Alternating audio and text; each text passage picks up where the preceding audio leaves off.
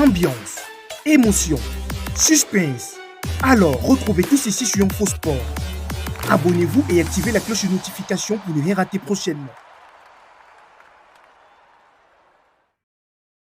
Messi, Ronaldo, le meilleur joueur du siècle est identifié. Pendant que vous regardez et écoutez cette vidéo, likez, partagez et abonnez-vous. À la surprise générale, Cristiano Ronaldo quittait l'Europe après la Coupe du Monde et l'annonce de son départ de Manchester United.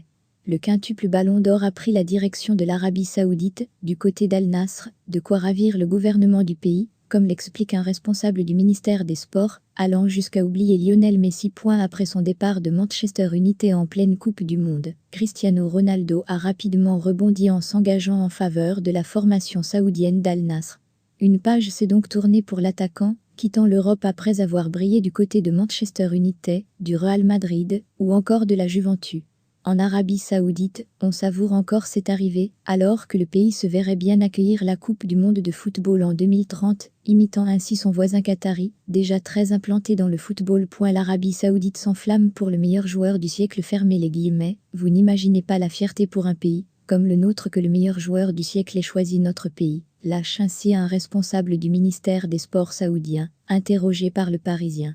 Aucun débat ne semble donc permis avec Lionel Messi, le grand rival de Cristiano Ronaldo depuis le début. En conflit avec l'UFC, Francis Ngannou s'est résolu à quitter la plus grande organisation de MMA.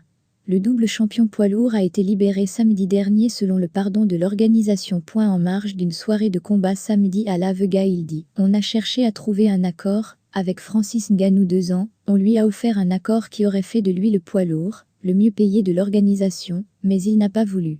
Il pense qu'il est en position de combattre des adversaires moins bons pour plus d'argent.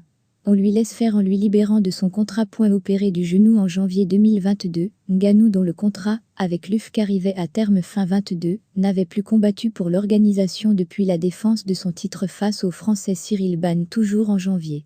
Depuis, le Camerounais de 36 ans, qui compte 20 combats dont 17 victoires et 3 défaites.